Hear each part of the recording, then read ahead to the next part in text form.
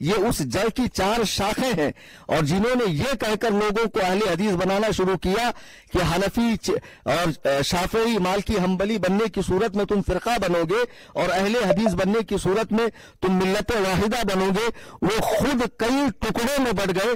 اب تک تو میرے علم میں ان کے 50 فرقے ہیں، 50 فرقے ہیں۔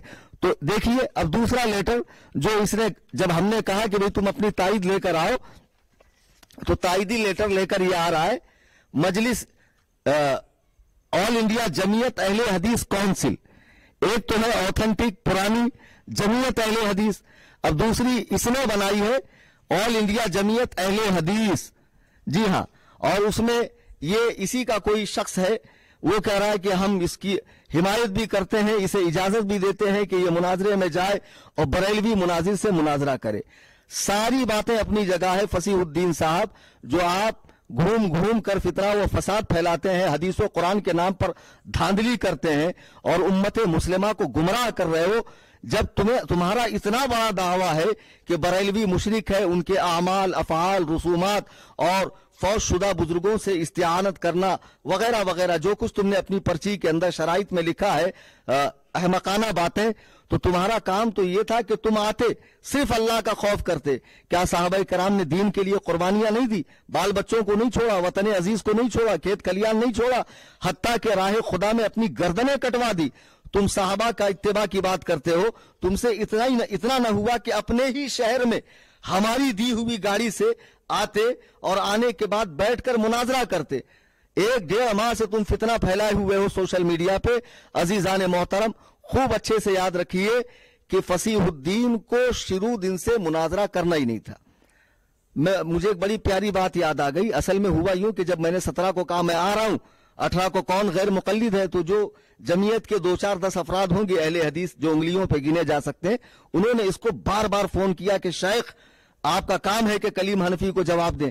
تو اس وقت اس نے پولیس پرمیشن کا بہانہ کر کے چپی سادھ لی اور 20 تاریخ کو بڑے تمطراق سے سامنے آیا اور چیلنج مناظرہ ٹھوک دیا۔ جیسا اس کا حال ایسا ہے کہ ایک کنویں کے اندر ایک بچہ گر گیا، اب سارے لوگ کنویں کے اندر دیکھ رہے ہیں کہ بھئی بچے کو بچانے کی کیا صورت ہے، بچے کو بچانے کی کیا صورت ہے، صورت پر غور کیا جا رہا۔ اسی بیچ میں ایک لہیم شہیم پہلوان صاحب اندر کودتے ہیں اور بچے کو پکڑ کے باہر نکلتے ہیں۔ اب لوگ شاباشی دے رہے ہیں، واہ صاحب بڑا عمدہ کام کیا آپ نے، بڑا بہادری کا کام کیا آپ نے۔ پہلوان صاحب کہتے ہیں وہ سب چھوڑو، یہ بتاؤ مجھے اندر ڈھکیلا کس نے، مجھے اندر گرایا کس نے؟ یعنی وہ خود سے نہیں گیا تھا۔ یہی حال فصیح الدین کا ہے کہ اس بیچارے کو جو بالکل لااہل ہے، اسلامی علوم سے ناواقف ہے، بیٹے زبان کی نوکو پلک مخارج پر صحیح کرنے کا نام تم نے علم سمجھا ہے؟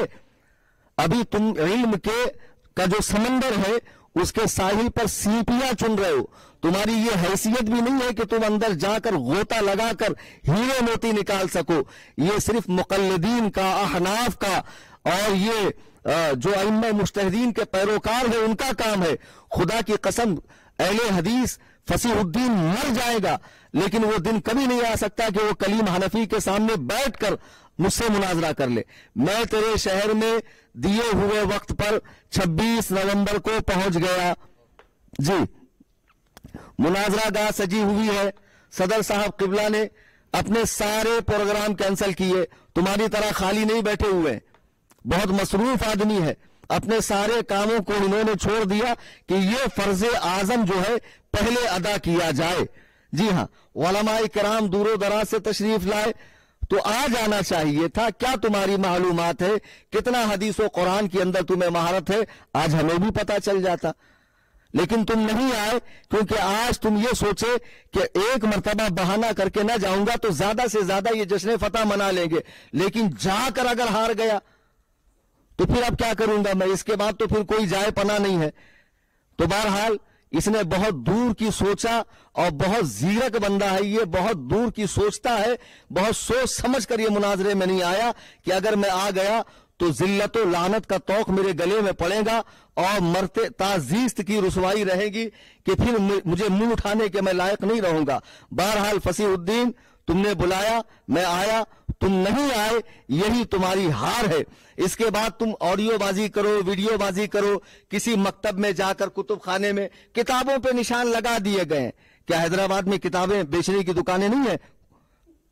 कुतुब खाने में चले गए, किताबें दिखा दी और दो चार वो फार्मी मुर्गी को दिखा दिया और लाल रुमाल पहने हुए, देखो ये है हमारे उलमा। तो जो उलमा वहां बैठे हैं, अगर कुरान और सुन्नत का दर्द होता, दीन का हब्बा बराबर दर्द होता, तो आज सामने आकर मुनाजरा करते। सामईन मोहतरम, इनका पुलिस परमिशन बार बार मांगना और बार बार पुलिस वालों को दूसरे जराए से परमिशन न देने के लिए उकसाना, ये दोनों इनकी चालें हैं। जी हाँ, अब इनको मालूम है परमिशन मिलेगा नहीं, फिर इसी को बहाना करके मैं कहूंगा भाई जब परमिशन मिला नहीं तो मैं जाऊं क्यों? तो इससे पूछिए, क्या मुनाजरा करने के लिए पुलिस परमिशन जरूरी है? जो तूने 4 अदिल्ला बताए हैं उनमें से कोई एक से साबित होता है कि पुलिस परमिशन लिया जाए? वैसे तो ये इतने बड़े मरदूद है, दावा करते हैं सिर्फ और सिर्फ हदीसों कुरान पे अमल करने का, लेकिन जब इन्हें अपनी मौत नजर आती है फिर इजमा की हुज्जियत भी इनको कुरान में नजर आती है और कयास की हुज्जियत भी इनको कुरान में नजर आती है। जी हाँ, और फिर खुद ये मुस्तहिद मुतलक भी बन जाते हैं। ये नफ्स परस्त लोग हैं, खबीस नफ्स के लोग हैं। खुदा की कसम ये दीन पर अमल नहीं करते, ये अपने खबीस नफ्स की पैरवी करते हैं। किस्सा मुख्तसर ये कि अल्हम्दुलिल्लाह हम सब यहाँ वक्त मुकर्ररा पर पहुंचे, वो नहीं आया, इसी में उसकी हार है, उसकी शिकस्त है। और मैं फिर हिंदुस्तान भर, बर्रे सगीर और दुनिया भर के गैर मुकल्लिदीन को इस तरह का चैलेंज देता हूं कि तुम्हारा तो कोई दीन धर्म है नहीं, कोई ईमान है नहीं, तुम हमें बुलाओ, हम खर्च करके पहुंचे, फिर तुम गायब हो जाओ शियों के बारे में इमाम की तरह। तो बेहतर यह है कि आप जिसे भी मुनाजरा करना हो, मेरे मकान कसरे अबू हनीफा कुर्ला वेस्ट मुंबई में पहले इत्तला करे कि मैं इस टॉपिक पर मुनाजरा करने के लिए आ रहा हूं। आ सकता है, उसका इस्तकबाल है, उसका वेलकम है। अल्हम्दुलिल्लाह वहां तमाम उलूम व फनून की जरूरी किताबें हैं, वही मुनाजरा होगा। अब किसी की दावत पर मैं उठे छूटे पहुंचने वाला हूं नहीं। आपने देखा लोग बुलाते हैं, खुद गायब होते हैं।